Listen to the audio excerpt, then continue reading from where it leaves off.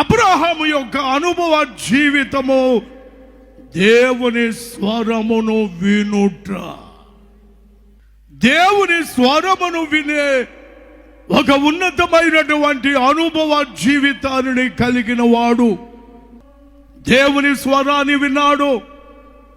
దేవుడు ఎన్ని మాటలు మాట్లాడారో అక్కడ వాక్యములో మనము చూసినట్లయితే ఎన్నో విశేషమైనటువంటి మాటలు. ఒకటి, విడిచిపెట్టు అన్నారు. రెండవది, వెళ్ళు అన్నారు. మూడవది, నిన్ను ఆశీర్వదించెదను అన్నారు. నాలుగవది, నీ నామమును గొప్ప చేసేదను అన్నారు. ఐదవది, నిన్ను విస్తరింపజేసేదను.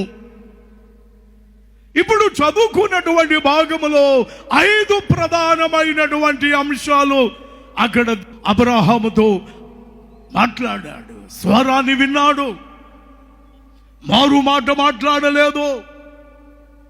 దేవుడు మాట్లాడితే మారు మాట మాట్లాడలేదు. ఎక్కడికి వెళ్ళవలను, ఏ ప్రాంతమునకు వెళ్ళవలను, ఏ ప్రదేశమునకు వెళ్ళవలను అని తిరిగి దేవుని ప్రశ్న వేయకుండా ఏ స్వరమైతే దేవుని స్వరము వినబడిందో ఆ స్వరమునకు లోబడిన వాడు